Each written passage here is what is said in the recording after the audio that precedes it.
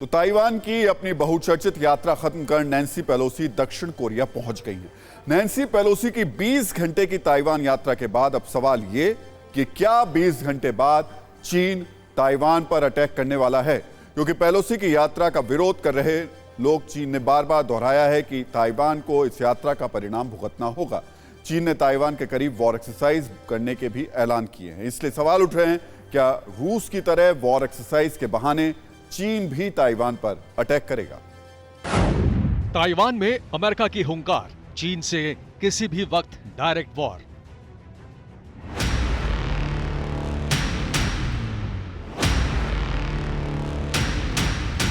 Border पर tank तैनात हैं, आसमान में लड़ाकू विमान मंडरा रहे हैं, समंदर में युद्धपोत अटैक मोड पर हैं। चीन की धमकियों के बीच ताइवान में अमेरिकी संसद की अध्यक्ष नैन्सी पेलोसी का आना, ताइवान की जमीन से चीन को ललकारना, ऐसी तमाम हलचलें भीषण विध्वंसक बारूदी जंग की ओर इशारा कर रही हैं।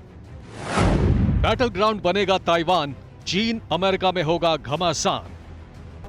इधर ताइवान में नैन्सी पेलोसी चीन को दो टूक संदेश दे रही थी, उधर चीन अमेरिका को। तो हम बात कर रहे थे नैन्सी पेलोसी की। नैन्सी पेलोसी ताइवान में करीब 20 घंटे रही। नैन्सी पेलोसी की इस 20 घंटे की ताइवान यात्रा में उन्होंने ऐसा बहुत कुछ किया जो चीन को बेहद नागवार गुजरा। 20 घंटे ताइवान में रहने के दौरान नैन्सी ने चीन के उन घावों को कई बार कुरेदा जो उसे बहुत दुख देते हैं। हम आपको बताना चाहेंगे कि ताइवान दौरे पर पहुंची नैन्सी पेलोसी की बॉडी लैंग्वेज बेहद असर्टिव और एग्रेसिव रही। ताइवानी राष्ट्रपति साई इंगवेन से पेलोसी ने एल्बो बम किया, साथ ही चीन की बात करते वक्त बार बार वो मुट्ठी भींच रही थी। 20 घंटे बाद आई ये तस्वीरें चीन के सीने पर हथौड़े की तरह चलती नजर आई। नैन्सी पेलोसी ने ताइवान संसद के डिप्टी स्पीकर साई चांग से मुलाकात के दौरान चीन के चियानमेन स्क्वायर नरसंहार का जिक्र भी किया। इस दौरान पेलोसी ने मानवाधिकारों को लेकर ताइवान को अमेरिका के समर्थन का भरोसा भी दिलाया। यहां हम आपको यह भी बताना चाहेंगे कि थियानमेन का जिक्र चीन को दर्द देता है। चीनी कम्युनिस्ट पार्टी के इशारे पर जून 1989 में लोकतंत्र समर्थक छात्रों पर टैंक चलाए गए थे। 1991 में थियानमेन चौक पर पहुंची पेलोसी ने यहां चीन विरोधी पोस्टर भी फहराया था, इसलिए चीन उनसे नाराज रहता है। अब 2022 में पेलोसी ने फिर थियानमेन स्क्वायर नरसंहार का जिक्र कर चीन को नश्तर चुभो दिया। ताइवान में नैन्सी पेलोसी ने चीन के एक और जख्म को कुरेदा। पेलोसी ने ताइपे में हांगकांग के उन लोकतंत्र समर्थकों से मुलाकात की जिसने चीन बेहद जिनसे नफरत करता है।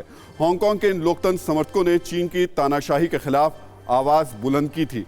चीन की प्रताड़ना से बचने के लिए ये 2019 में ताइवान आ गए थे। 2022 में नैन्सी पेलोसी ने इन लोकतंत्र समर्थकों से मुलाकात कर जता दिया कि अमेरिका ताइवान के बाद हांगकांग में भी लोकतंत्र समर्थकों का समर्थन करता है। इतना ही नहीं, नैन्सी पेलोसी ने तिब्बत के प्रतिनिधि से भी मुलाकात की।